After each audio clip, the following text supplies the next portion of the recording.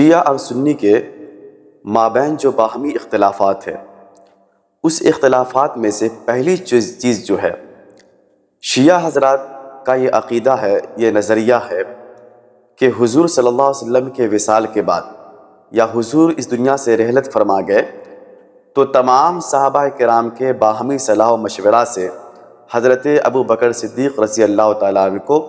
خلیفۃ المسلمین یا امیر المسلمین کا انتخاب کیا گیا، اور یہ انتخاب حضور صلی اللہ علیہ وسلم کے زندگی سے اشارتاً اور کنایتاً بھی ملتا ہے۔ تو تمام صحابہ کرام نے باہمی صلاح اور مشورہ سے حضرت ابو بکر صدیق رضی اللہ تعالیٰ عنہ کو خلیفہ اول کا انتخاب کیا، لیکن شیعہ حضرات کا یہ نظریہ ہے، یہ عقیدہ ہے کہ وہ فرماتے کہ نہیں، حضرت ابو بکر صدیق رضی اللہ تعالیٰ عنہ خلیفہ اول نہیں ہے، بلکہ حضرت علی رضی اللہ تعالیٰ عنہ جو ہے بحیثیت اہل بیت، بحیثیت حضور کے گھرانے کی وجہ سے ان کو جو ہے خلیفہ اول بنانا چاہیے، اور شیعہ حضرات یہ مانتے ہیں کہ خلیفہ اول حضرت علی رضی اللہ تعالیٰ عنہ ہے۔ شیعہ اور سنی کے جو باہمی اختلافات ہیں، ان میں سے دوسری چیز یہ ہے کہ سنی حضرات جو ہے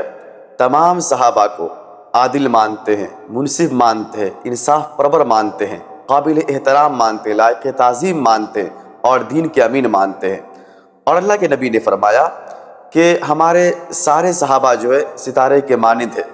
جس کی بھی اقتداء کرو گے راہ پا جاؤ گے، ہدایت یافتہ ہو جاؤ گے۔ اور اللہ کے نبی نے یہ فرمایا تھا کہ میرے صحابہ کو گالی مت دینا، برا بھلا مت کہنا، کیونکہ ہمارے صحابہ سے بغض رکھنا اسی طرح مترادف ہے کہ آپ اللہ کے نبی سے بغض رکھ رہے ہیں،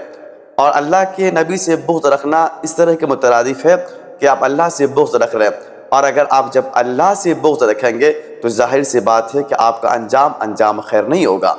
تو سنی حضرات کا جو یہ نظریہ ہے، یہ عقیدہ ہے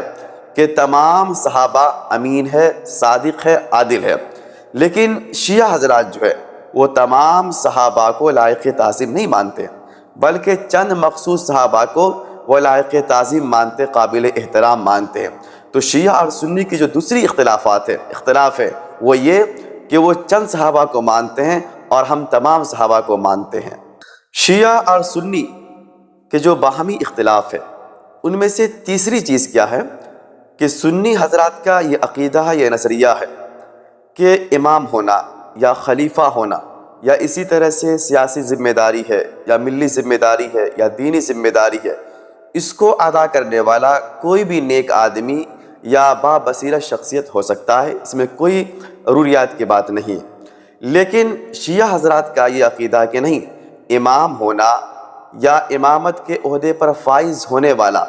بندہ یا خلیفۃ المسلمین جو ہو یا امیر المسلمین جو ہو وہ معصوم ہو یا معصوموں میں سے ہو، یعنی بے گناہ ہو، کیونکہ امامت کا جو مسئلہ ہے وہ عقیدہ کا مسئلہ ہے، اور عقیدہ اس بات کو تسلیم کرتی ہے کہ ہمارا جو امام ہو وہ معصوم ہو اور بے گناہ ہو۔ اسی لیے وہ حضرت ابو بکر رضی اللہ تعالیٰ عنہ کو پہلے خلیفہ نہیں مانتے، کیونکہ وہ اہل بیت سے نہیں ہیں، اور حضرت علی رضی اللہ تعالیٰ عنہ کو وہ خلیفہ اول مانتے ہیں کیونکہ وہ اہل بیت سے ہیں۔ شیعہ اور سنی کا جو باہمی اختلاف ہے، ان میں سے چوتھا اختلاف وہ یہ کہ سنی حضرات جو ہے بخاری ہو، مسلم ہو، ترمذی ہو، ابو داؤد شریف ہو، سنن ابن ماجہ ہو، اسی طرح جو دیگر احادیث کی کتابیں یا صحاح ستہ کی کتابیں، ان تمام کو یہ بنیادی چیز مانتے ہیں اور ضروری چیز بھی مانتے ہیں اور حقیقی چیز بھی مانتے ہیں، لیکن ہمارے شیعہ حضرات جو ہے وہ ان کتابوں کو کم مانتے ہیں، یہ فقہی کتاب کو کم مانتے ہیں، حدیث والی کتاب کو کم مانتے ہیں،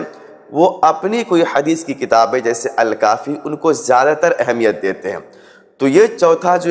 اختلاف ہے وہ یہ کہ وہ بخاری کو، مسلم کو اتنی اہمیت نہیں دیتے، بلکہ وہاں جو ان کے یہاں جو کتاب ہے الکافی ان کو زیادہ وہ اہمیت دیتے ہیں۔ سنی حضرات اور شیعہ حضرات میں جو پانچواں بنیادی اختلاف ہے وہ اختلاف یہ ہے کہ سنی حضرات چار مسلک کو مانتے ہیں،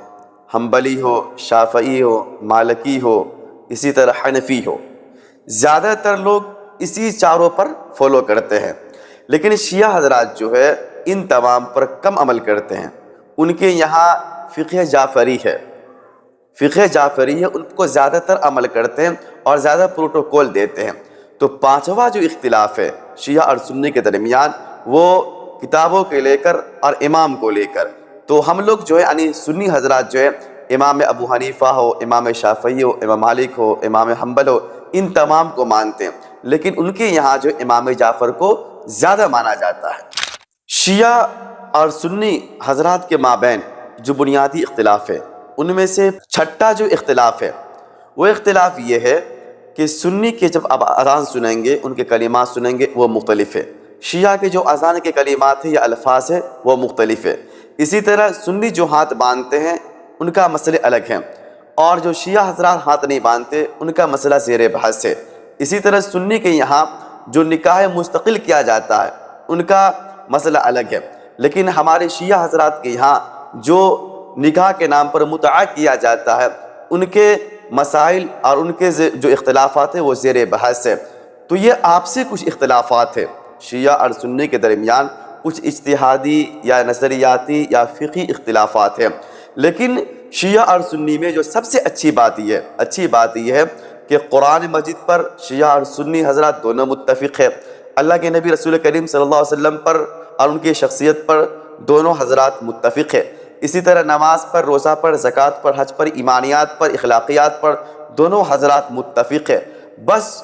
امامت کے اختلافات ہیں، قیادت کے اختلافات ہیں، نظریات کے اختلافات ہیں، بس کچھ ہی چیزوں میں اختلاف ہے، باقی تمام چیزوں میں ہم اور وہ دونوں متفق ہیں۔ Nice Aqua, pure refreshment in every drop.